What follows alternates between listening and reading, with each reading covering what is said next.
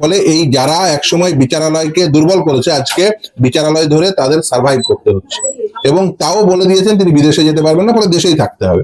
দেশে অন্যান্য পাঁচটা মামলা আছে, সেই মামলাগুলো তাকে নিশ্চিতভাবেই সামলা করতে হবে এবং সেই মামলাতে তদন্তকারী সংস্থাকে সাহায্য করতে হবে। এবং হাইকোর্ট দ্বারস্থ না হলে এখন তো বুঝতে পারছেন কোনো উপায় নেই, হাইকোর্ট দ্বারস্থ হবেন সেটাই স্বাভাবিক।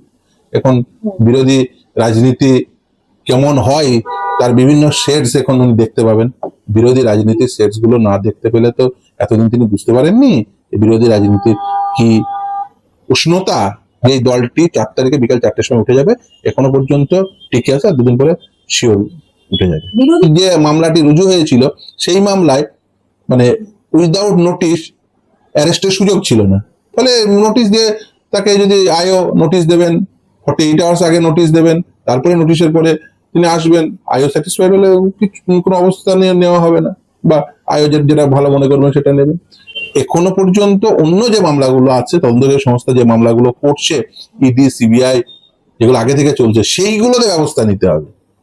সেইগুলো মূল মামলা, যেখানে লিপস এন্ড বাউন্স থেকে শুরু করে অনেক তথ্য তদন্তকারী সংস্থাদের হাতে আছে, ইডি সিবিআই, সেইগুলোতে ব্যবস্থা নিতে হবে। যে দলটি 2 দিন আগে শাসক দল ছিল তাদের প্রার্থী আজ সরে দাঁড়াচ্ছে, তাদের ক্ষমতা নেই সামলা করা, এটা সামলাবেন, এটা ক্ষমতা নেই, ফলে আজকে ব্যবস্থা।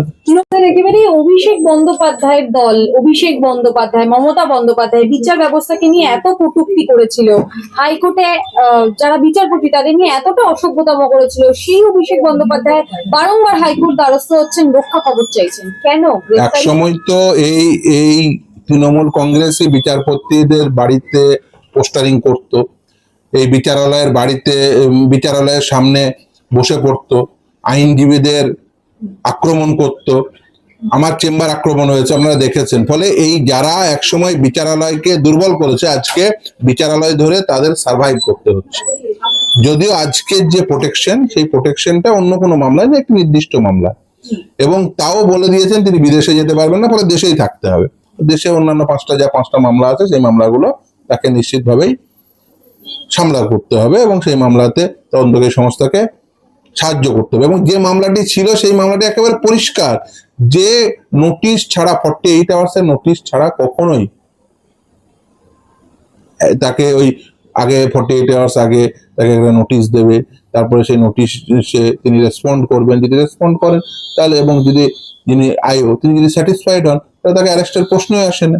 ফলে এটা বলতে পারেন একটা মানে একটি নির্দিষ্ট নির্দেশ, যে নির্দেশ খুব স্বাভাবিক ছিল, তার কারণে এই যে মামলাটি রুজু হয়েছিল সেই মামলায় মানে উইদাউট নোটিশ অ্যারেস্টের সুযোগ ছিল না, ফলে নোটিশ দিয়ে তাকে যদি আইও নোটিশ দেবেন, 48 আওয়ার্স আগে নোটিশ দেবেন, তারপরে নোটিশের পরে তিনি আসবেন, আইও স্যাটিসফাইড হলে কোনো অবস্থা নেওয়া হবে না, বা আইও যেটা ভালো মনে করবেন সেটা নেবেন।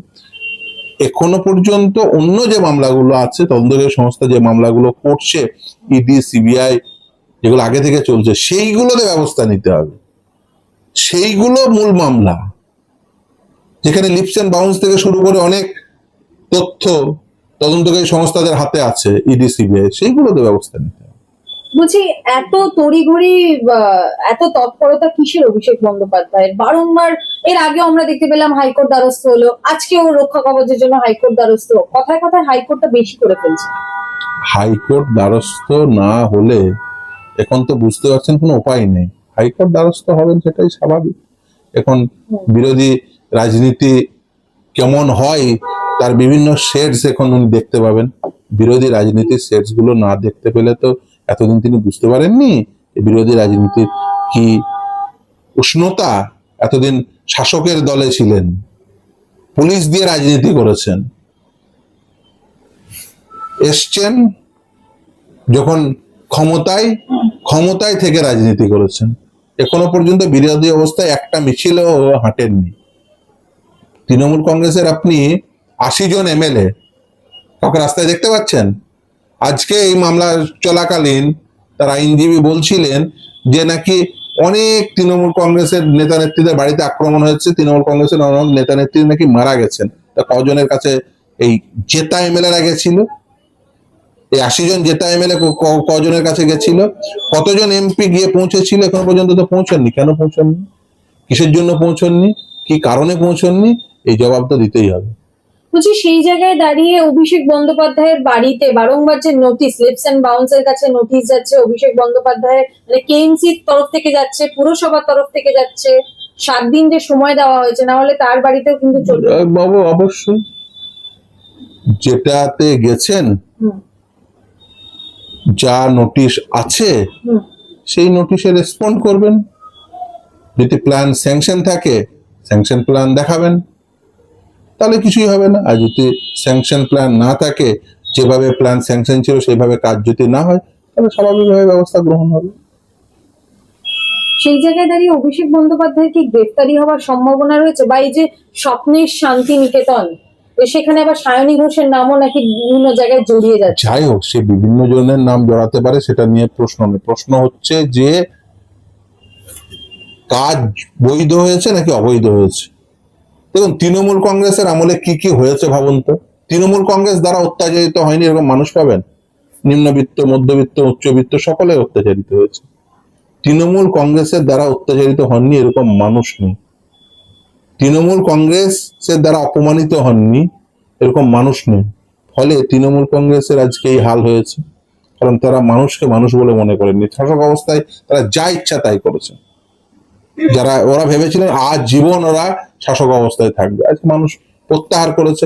একসময় ডায়মন্ড হারবার মডেল, যেটা সব থেকে হাইলাইটেড মডেল ছিল, আজকে সেখানে ক্যান্ডিডেট প্রথম বিজেপি জেতার পরে এবং তৃণমূল হারার পরে প্রথম নির্বাচন, উপনির্বাচন বলতে পারেন প্রথম।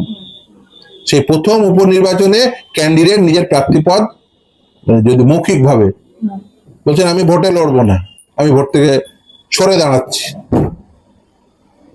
ফলে যে দলটি দুদিন আগে শাসক দল ছিল তাদের প্রার্থী আজ সরে দাঁড়াচ্ছে। তাদের ক্ষমতা নেই সামলা করার, এটা সামলাবেন, এটা ক্ষমতা নেই।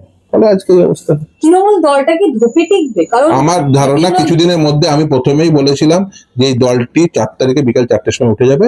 এখনো পর্যন্ত টিকে আছে, আর 2 দিন পরে শিওর উঠে যাবে। বিরোধী বলে কি তাহলে কিছু থাকবে না? কারণ তৃণমূল কংগ্রেস কেন বিরোধী? কংগ্রেস আছে, সিপিআইএম আছে, অন্যান্য আইএসএফ আছে, অন্যান্য রাজনৈতিক দল আছে, বামপন্থী দলগুলো আছে, বিরোধী হিসেবে তারা থাকবে। এবং যে দলগুলো আদর্শের উপর ভিত্তি করে তৈরি সেই দলগুলো থাকবে। তৃণমূল কংগ্রেস বাদ দিয়ে কংগ্রেস থাকবে, সিপিআইএম থাকবে, সিপিআই থাকবে, আরএসপি থাকবে, আইএসএফ থাকবে, এরা থাকবে। স্যার একেবারেই শেষ প্রশ্ন, ফলতায় জাহাঙ্গীর মুক্ত ভোট হচ্ছে, জাহাঙ্গীরকে দেখাই সন্ত্রাস মুক্ত ভোট হচ্ছে তাই বলুন। ফলতাই ও তো আগেই পাত্তারি গুটিয়ে ফেলেছে, এখন বলুন সন্ত্রাস মুক্ত ভোট হচ্ছে। ফলে সন্ত্রাস মুক্ত ভোট হলে খুব স্বাভাবিকভাবে মানুষ নিজের মত প্রকাশ করবেন, যে জিতবেন।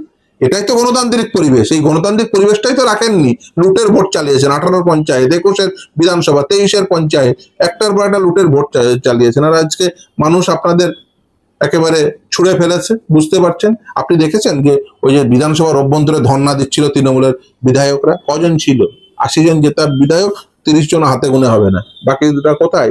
না বাড়িতে রয়েছে, না বিধানসভায় রয়েছে, কোথাও নেই, অস্তিত্ব বিলোপ।